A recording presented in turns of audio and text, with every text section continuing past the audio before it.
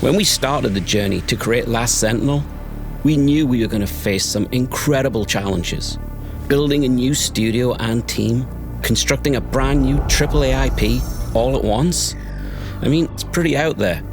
But we knew if we focused on emphasizing player immersion, making bold choices, daring to do something fresh and original, all built on the artistry unique to this amazingly talented team, we could not only do it, but we had the opportunity to blow people away with something new, something special.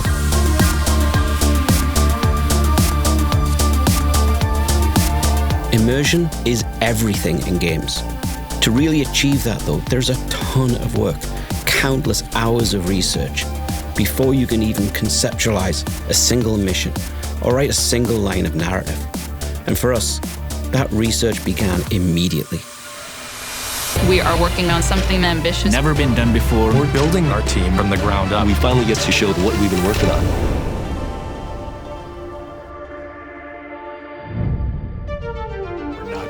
If we need it. We do have that option. Yeah.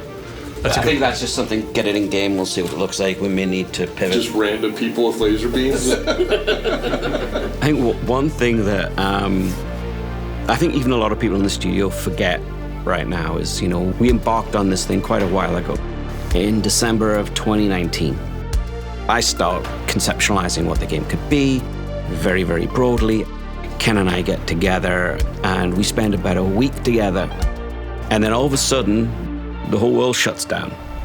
Because of the mysterious new virus, more than 3 billion people have been asked to stay at home. I think that's one of the challenges that we took on that we didn't even know we were taking on. But I think it's indicative of how we treat the other challenges. What do I need to worry about next? Let's get that done. Obviously, doing something massive and ambitious comes with its own risks. Now, when it comes to building a giant open world game set in modern futuristic Tokyo, we create a world for you to play in.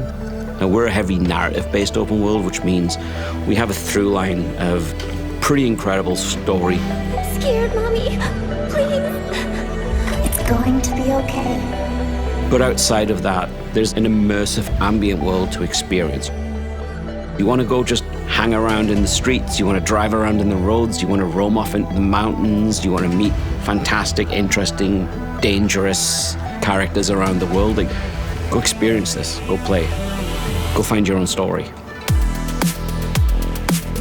Last Sentinel is a love letter to the genre of cyberpunk, and the genre is a love letter to Tokyo. The city is going to be its own character. It's a science fiction dystopian world. Just walking around, there's so much to find. We're creating something fresh, something original. Everyone's passionate about it. This is the game we've all been wanting to make and play. We're putting everything that we can into the project to try to make something really great. When it comes to building a giant open world game, a great friend of mine once said to me, how do you eat an elephant?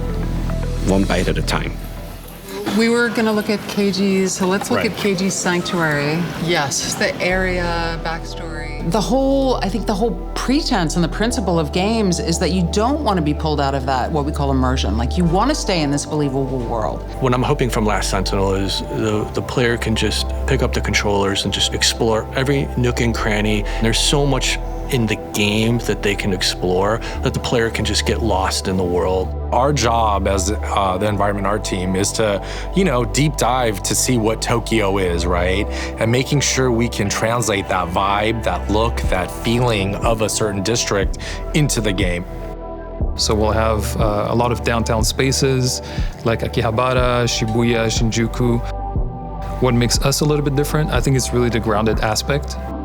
We are not trying to create some alternate universe. We are trying to create, this could be our world in X number of years. So we do a lot of research with current technology, projecting technology, how that's currently affecting people, how it's going to affect people, and trying to weave that into our world. We can drop some reality, authenticity, immersiveness to the world. So player get to see, okay, I know this izakaya or maybe a bar inside of our game, So we wanted to create those connections that would create a universe. The new Tokyo that we are creating is actually based on a lot of the ancient shapes that we see from the ancient Tokyo and Japanese culture in general.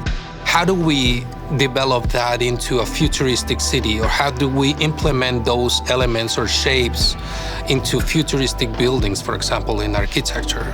We all have different reference and inspirations, and we all try to contribute to this world. Even though we're set 70 years in the future, 80 years in the future, I think it's important that we have traditional Japanese solo instruments in our game to honor the culture again, to honor the authenticity. Follow me. Some of the duties that I have as lead researcher here at Lightspeed Los Angeles are to manage a team of consultants. And every one of these consultants, I think, is helping us accomplish a key goal of the department, which is to make our game very well rooted in the contemporary world. As a culture consultant, I work with narrative, Bill, and Amy Cinematic, and also Troy, performance director, and the art department and legal department about how the design or the character costumes are actually authentic to Japanese culture or not. And the second thing is a Japanese dialogue coach, where I come in to work with Japanese American actors, and I tell them how to behave in Japanese way, or like correct just their accent a little bit. Something that's obviously deep-rooted in Japanese culture is their respect for things like shrines and temples. We're trying to definitely give that type of respect in our game as well.